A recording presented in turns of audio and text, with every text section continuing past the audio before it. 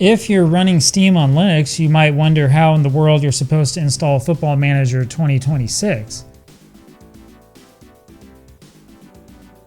So if you're not seeing this big install button, there's still no need to panic. Simply go over to the settings. Under compatibility, click to force the use of a specific Steam Play compatibility tool.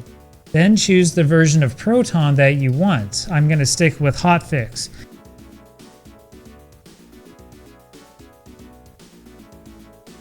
And now you can install.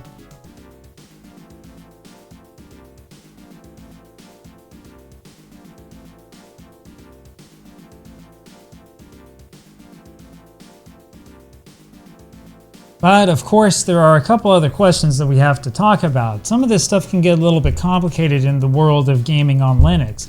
For example, where are your directories? How do you manage those directories? Where do you stick the editor data files and the picture files and all that stuff? So let's take a closer look at some of these things. The way that this works on Linux is that your game files will be saved here in the common folder in Steam Apps. As you can see, this is the place where all of your Steam library will be saved on Linux. Now you can see here the Football Manager itself is an exe file, which of course is a Windows executable file. That's why we chose to use a Proton tool. This works as kind of a lightweight Windows emulator for Linux.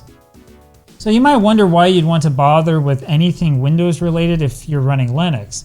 Trust me on this though, Proton works wonders. In fact, Proton is the thing that ensures that all these games are playable on the Steam Deck, which of course uses a Linux operating system.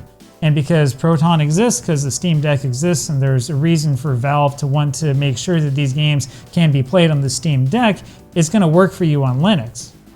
Now, as nice as it is to know where the main game files are, you'll probably want to know where to stick your modifications. Steam uses this compat data folder for all the additional files that are associated with games installed through Proton. So for my setup, Football Manager 2026 is saved under a folder number called 3551340, just rolls right off your tongue. Now if you click through these folders, you'll see that there is a Drive C folder, which shows you a directory structure that looks just like Windows. You'll want to go to Users, Steam User, and then My Documents, and then you'll see the Sports Interactive folder. That gives you the Football Manager 26 folder, which is where your editor data files can be saved. This is also where your saved games will be saved, as well as where you can save tactics, training schedules, and all the other good stuff. Well, it's a little bit convoluted, as you just saw, and different Linux distros are going to show you different things. I'm on Arch, by the way, and you'll probably see something similar if you're also using Arch or Endeavour OS or anything that's Arch-based.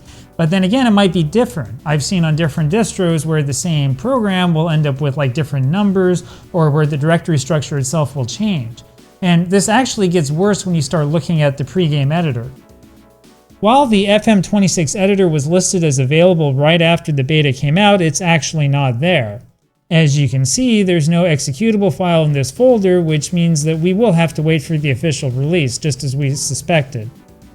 Anyway, after I filmed that part of the video, it turns out that the pregame editor was removed from Steam, which makes sense because it's not really ready to be released yet. When it does fully come out though, I suspect that its folder structure is going to look just like it did for FM24. Proton sticks FM24's editor data files in a completely different directory structure than the game itself. This means that your edited FM editor data files will be in a completely different directory than the game. And that means that you'll need to remember to copy and paste files from one directory to another when you want to use them after you've edited them, created them, or whatever. Now, that setup's not really ideal, of course, but the truth is that many of us think this is a small price to pay for the freedom of using Linux and staying away from a lot of the things that are being forced on Windows users. I'm talking about AI, stuff like that.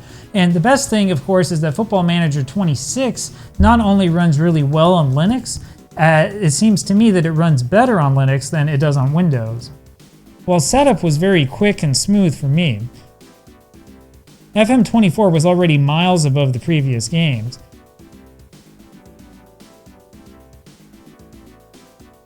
But FM26 worked like a charm when it came to setting up a new league, despite having over 500,000 players loaded. And as you can see here, the game actually does run in windowed mode, contrary to a certain rumor on Twitter.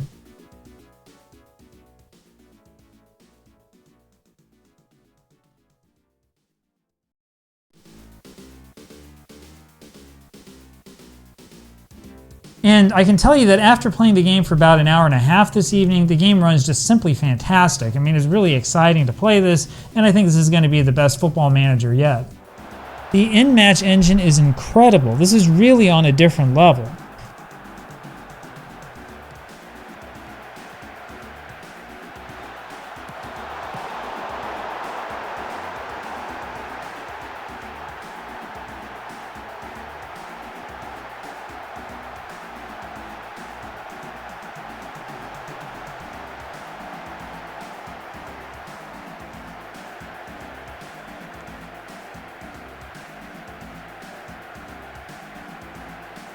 There are a couple of things in the menu that I had a hard time finding, but that's to be expected with a new game and a new user interface.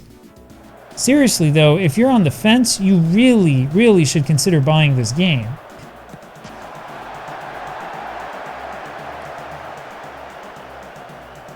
It's absolutely fantastic.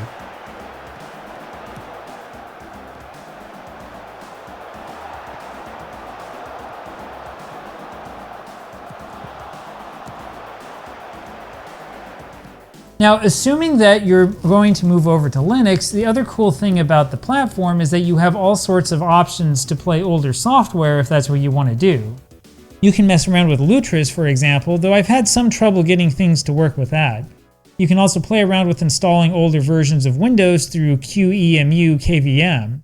After a little bit of fiddling, I was able to get an old version of Ultimate Soccer Manager working, for example.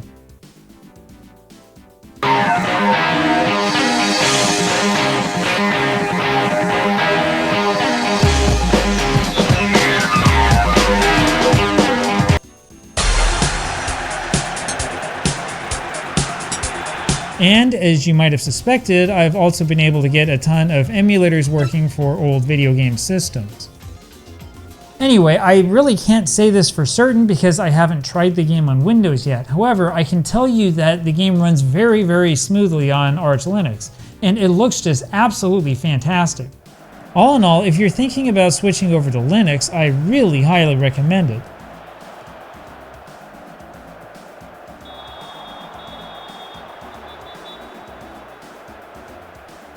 And don't worry about whether you'll be able to play Football Manager or not. The newest version runs better than ever.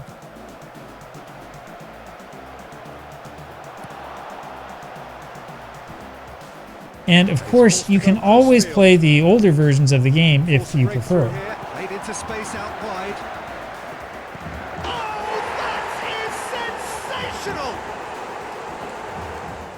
Anyway, here in the early days of FM26, I'm going to have a few more videos coming out talking about some of the inner workings of the game, some of the things we can do with the game now that it's being published on Unity, and a couple of things like that. So stay tuned.